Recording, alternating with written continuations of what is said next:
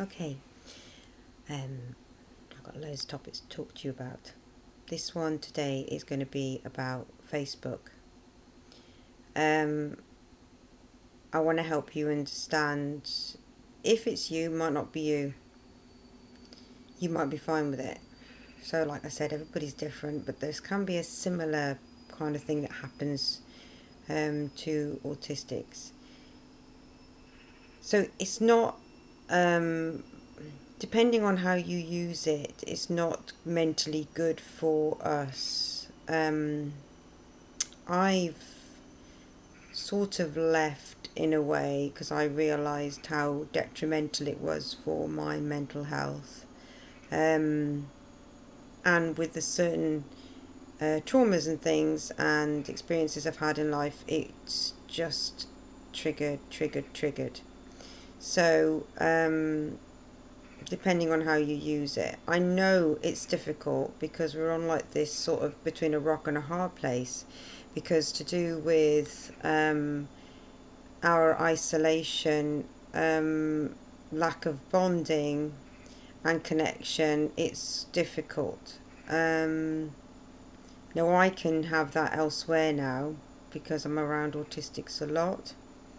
But I understand people are on their own. It's going to be your own lifeline. So all I wanted to say was I want you to understand for yourself why you might find you're having maybe um, some triggering experiences from it and why it can seem emotionally quite upsetting.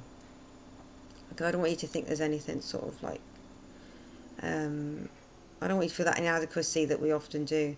And the reason quite often is that rejection thing again. So if you put up a post on Facebook and then um, you don't get likes, you don't get responses, people don't read it, sometimes it can bring up past events and it can make us get upset and it can take you on quite an emotional roller coaster ride. So I just didn't want you to be like, I didn't want you to feel bad about that because that's probably going to naturally happen to you if you've had bad experiences in the past and it can trigger it. That's what Facebook can do.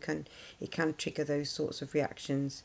And then some people can get annoyed with the people that are following them and then they don't interact, because we really need it. So, well, some of us do really need that, and we're looking for that, and then probably in the wrong place. I think Facebook can be the wrong place, depending on who you've got on your Facebook page.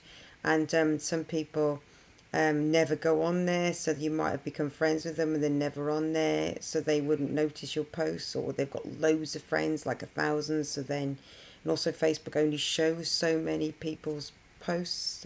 They can filter some people out sometimes. I don't know if you knew that. So and sometimes it can be not a healthy environment because of trolling and some kind of like some people who might have a big difference to what you think, and then be very vocal about it on there. And so there's some like you're treading in areas that could be, if you're sensitive to that sort of thing, could be bad. So I just don't want you to feel bad about it. I realized I enjoyed some of the interactions, but then I suddenly realized, oh, actually, um, this isn't for me. So, but I can get my connection elsewhere. So it's not like, I know if it's used in a certain way that it's awesome because there's connections with family. When you do something well, it's great to show people that you've done something well.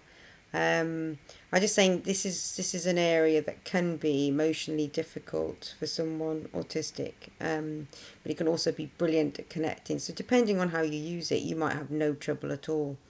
Um, I'm no good on there because as well as that, I'm with my ADHD.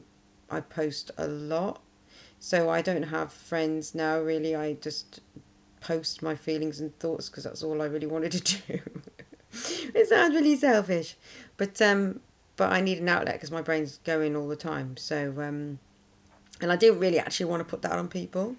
And this is why on this YouTube you've got a choice, haven't you? You don't have to listen to anything I've got to say if you don't want to.